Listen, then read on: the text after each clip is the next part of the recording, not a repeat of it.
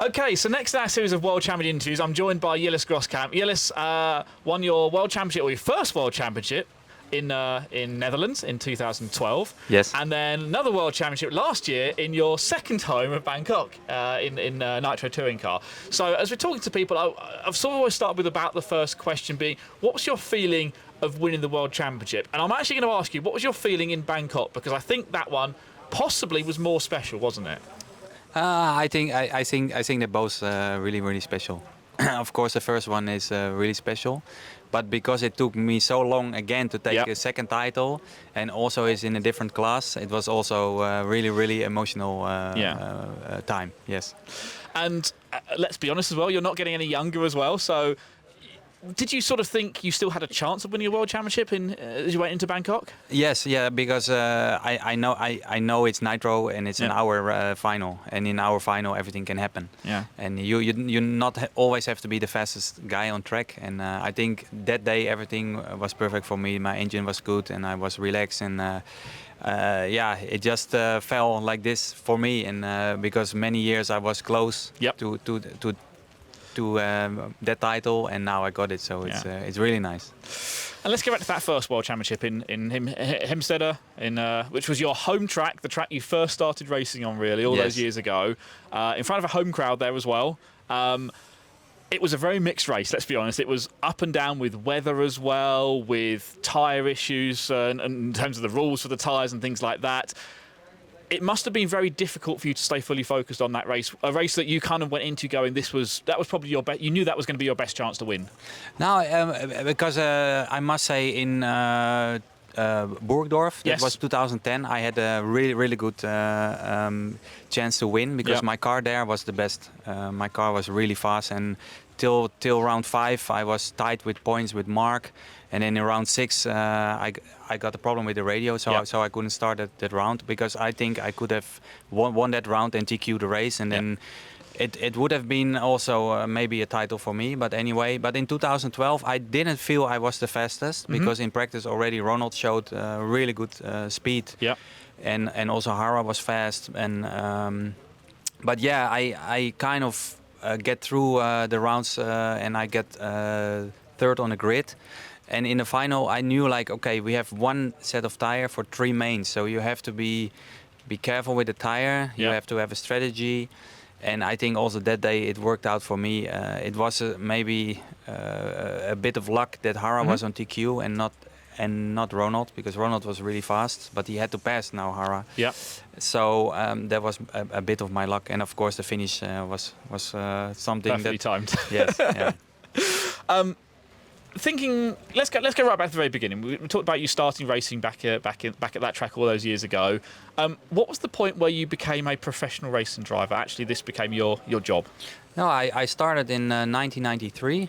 I was 13 years old, and I started really slowly, because my dad also not have so much money, so we took it really easy. We go with the camper or the tent to the track and to the races. But yeah, I started to be more and more competitive about 19, 20 years old, so like 98, 99. And then I got not really like a professional deal, but like more like a sponsorship from Corelli first, and then also Tamiya, but then it was the distributor in Holland from Tamiya. Right. And then I kind of got into the international scene, and I already had a European Championship Pro 10. I was second place there, so already people will start to know me. And I started also touring car, because it was also the beginning of touring car. Yeah. And then I got a deal with X-Ray, and it was end of 2001, and they could offer me already some kind of salary, not much, but just enough to say, hey, I can race more and more. So I worked, of course, but I worked at A&B at that time, the timing company, and I was also like a part-time also racer. And during those years with X-Ray, I got a bit more, so I could race more. Yes. So we also go to the US, to snowboard races, to relay race, to European Championship, to World Championship. and we had a really good time. And then in 2007, that was the end for me with them, with X-Ray, because Tamiya came around the corner, and Tamiya was of course a very big player at that time, also with Mark, and Surikan won the Worlds first, and then Mark won the Worlds, and of course I was already good friends with Mark and with Uwe, and Victor was in the Tamiya team already. And then it was 1 + 1 is 2. So I joined Tamiya 2008, and then it kind of grow from there. So you have one main sponsor, Tamiya, but then you get also like sub-sponsors, Orion or Speed Passion at that time, and they also could give you a little bit salary. So then you can work less and race more, and that helps a lot. So you find all the puzzle pieces to fit together to make it work. Yeah. And then in 2009, I actually moved to Thailand. And because Thailand is also cheaper to live, so I could really start to be like a full-time driver. And I got very good support from Orion and also Maxima in Thailand, from Jarp and from Oscar. And of course I had a Tamiya deal, so altogether we could live there. So And that's, I guess, the point when you mentioned Maxima there. That's when you kind of started with nitro and nitro racing as well. Yes. Before that, you'd been focused on electric. So tell us about sort of picking up the nitro, and then that time you were driving both electric and nitro during the next few years. Yeah, I started doing some races, 110 and nitro class for Serpent. Because of course Heemstede was the home of Serpent. And I think I did the first. I did the World Championship 110 for Serpent, and then also the European Championship in Holland when we also had rain on Sunday, but I did well on Saturday.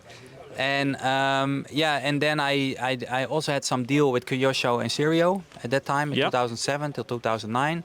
And then I met also Shepherd guys, so I kind of bounced from one team to the other, also to try to get a little bit money to survive and to be like a professional driver.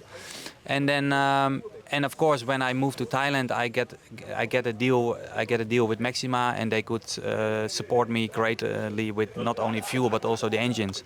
And also had the mechanic from them, so it was really good. And then I guess you had the World Championship win in 2012, and then a few years later, the Tamiya project kind of came to an end. And that was your move to Infinity then, wasn't it? Yeah, there was I actually had 1 year with hot bodies. Oh yes. In 2015. It came all a bit on the end in 2014 when we not win the World Championship in America. And Tamiya kind of decided to kind of step back a bit. And of course Mark, he still wanted to stay, and I think also Victor stayed 1 more year.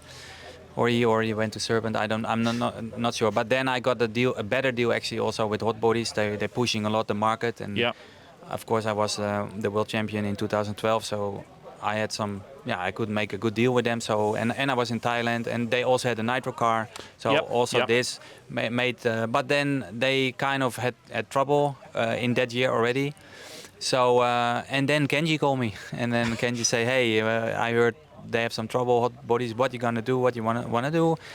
I'm gonna start a team. I have an 8-skill car now, but we're planning to do also electric car, so please join my team. So I was like, okay, why not? And I was in Thailand, and it's also in Asia, so we travel a lot to Indonesia, and we had races in Singapore and Japan, so that was pretty much the perfect timing. It was, and that also, I guess, was the time when you really moved over then, focusing on nitro. As you say, Infinity was more focused on the nitro brands. They brought along the touring car for a few years in the earlier days as well, the first and second IF14.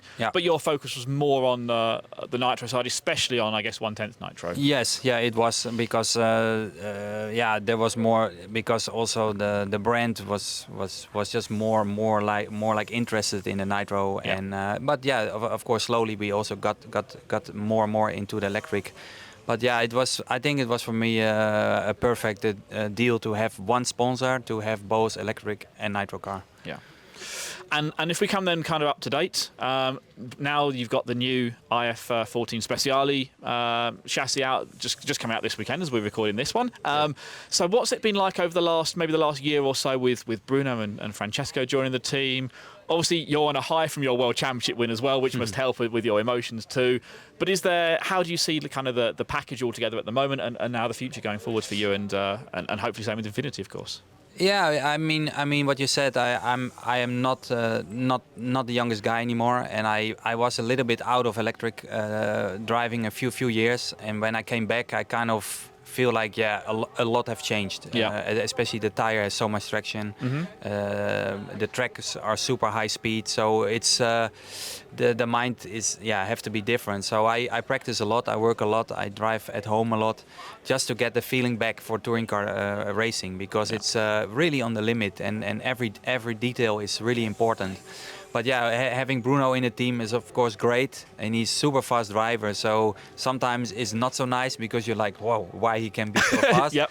But on the other hand, I feel like okay, you see how fast he can go with the car, so that's your goal, that's your kind of that the level, and I think in general the level is so high now in electric touring car, and I really try hard. And also this race, of course, we have some weather problem, and in every qualification I have one bubble, because the car, especially with new tire, the first lap is really on the limit, and I still can't get it right. I really must be honest. If I look at the lap time in the middle of the race, I'm absolutely fine. I just have to work on that first lap going.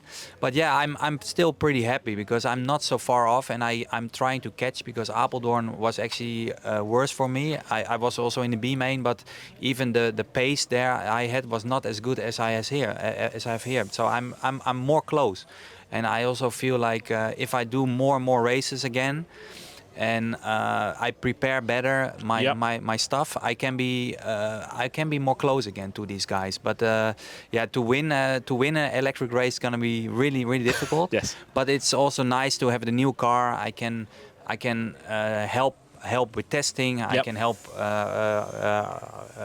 the customers. I can see where we can improve. So I feel like I'm not only the racer, but I'm also the tester, and I will try to improve the car more. Yeah. So that sort of brings me on to the last kind of topic, which what's a typical day or week in the life of Yillis at the moment? How much time are you spending at the track? How much time are you wrenching at home? What else is kind of going on there? Well, actually, I'm a dad from three kids. I have two boys. They're a bit older already, 14 and 11, and I have a daughter of 2 years old. So at home it's really busy. Yep. We always have something to do. This have to go to the football. This have to go to school. This have to go to the doctor, whatever. So I spend a lot of time with my kids, which is I'm really thankful for this, that I can do it, because the racing helps me also to be away from home, but also when I come home, I'm home. Yep. But because I moved back from Thailand to the Netherlands, life in the Netherlands is more expensive. So I also have to do some part-time job as well. So I'm racing almost full-time, but I still also try to do some freelance job to get some extra money. But yeah, it's I try to go to the track 2-3 times a week to practice. I feel I need to practice, because it's not coming. In the past you just show up at the track, you put the car down, and you're there. No, it's not work like this anymore. Yeah. You have to work hard. I prepare also at home my cars a lot, so I'm pretty much always busy. Yeah. And finally, you mentioned Team Orion were kind of part of that support when you first moved to Asia, and Oscar Janssen a big part of that. And I know you'd been friends with Oscar for many years before that, and now Oscar back with Team Coyote as well, and Coyote back on board to support you too. So how's that relationship kind of been over, if you think back to maybe 20 something years ago now, when you first were racing with Oscar? It's actually even longer, because I still remember that Oscar, he gave me a Corelli car. It's 1996, so that's 29 years ago. So he gave me his car, and from then I always had a good band with him. And he was long time with Orion. I was with Orion. We win the World Championship, and one years ago he started a new thing, Coyote, and Coyote also helped me a lot, because they support me. Yep. And I'm really happy and grateful also for this, because it helps me a lot if they can support me in this way. And the stuff is really good. We improve a lot. I think the batteries are really popular now. I think now at the moment the ESC is fine. In the beginning we had some small issues but we now solved the problem. So so far everything is working really good, and we always keep in touch what to improve more. But yeah, I'm super happy to also be there. Good. The final question then. You've won 2 World Championships. Can you win a 3rd one? I think I can. I think the nitro class will be a bit more of a favor. I'm actually trying to win one time the 1.8 worlds, because then I have a 110 electric, 110 nitro, and a 1.8. Because I think if you have a good engine in the 1.8, yeah, I think it's possible. So we're not gonna go to Chile for the worlds this year. And I heard in 2027 is in Europe, and maybe it's Ettlingen. I'm not sure, but I really want to do that one. Yeah. And it's an hour, so who knows? Anything can happen in the night. Exactly. Can't it? Exactly. Yeah. Yes. Yeah. So you've clearly still got the passion for it as well. You're really into the racing, as you say. You know, it's your life so far. You've got your family as well, but it's kind of, you know, it's what you've always done. It's what you're always going to do, I think, as well, isn't it? Yeah, I mean, I like it. I like to be here, to see the people, talk with the people. It's of course sometimes I think if there comes a point I'm really too slow, but I think I still feel like okay, I can be fast. So as long as I feel like okay, I can do it, I can make the final, I can make a top 5 maybe. I'm willing to put all the time and effort in it, because it's my hobby. It's just my life. So. Yeah. Well, it's been fantastic following you since I started racing. I knew the name Julius Groskamp, and seeing you, I was there when you won the Worlds in 2012, and that was very emotional. Yes. And I saw online your emotions in last year in Bangkok as well. It's been great to kind of get to know you over that time as well, and thank you again for your time today. So thank you very much, and we look forward to seeing much more of Julius on track in the future. All right. Thank you so much. There we go. Julius Groskamp here from Team Infinity, part of our World Championship interview series.